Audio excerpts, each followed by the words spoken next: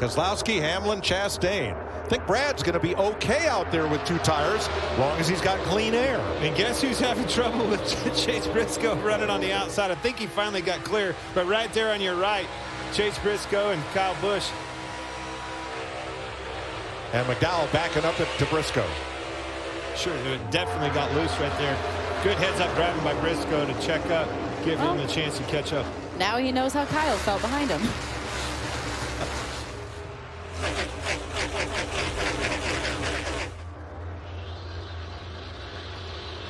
Hamlin wants the lead again. He led earlier for 16 laps. Denny's such a steady driver.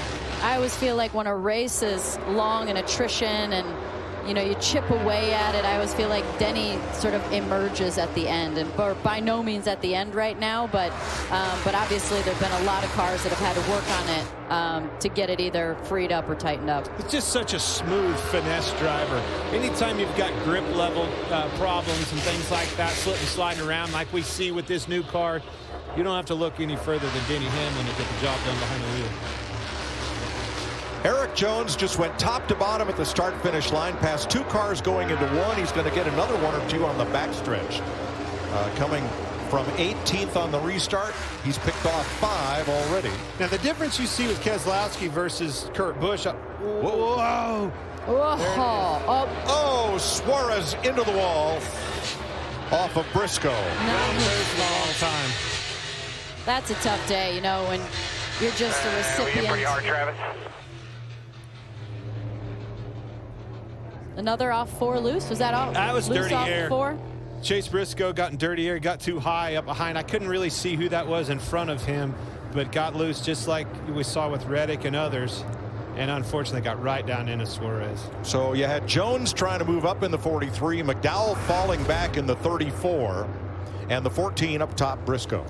Yeah, it looked like Briscoe was going to be able to get to the outside right at the last minute. McDowell came up, kind of made him pull on the wheel, try to get underneath of him. When he did, he got loose and unfortunately collected Daniel Suarez. It was minding his own business. I wonder if he jumped out of it on exit when he came up. It looked like the 14 might have jumped out of it. Let's listen. Again, going back to this, you can see McDowell, he gets loose right there. He wiggled and had to come up, and it was an evasive move is what it was on Briscoe's part. That same thing happened off of 2 in that earlier footage we had of a replay.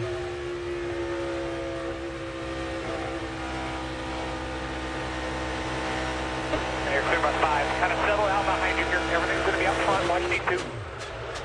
Pretty hard contact. Hang on. Damn it.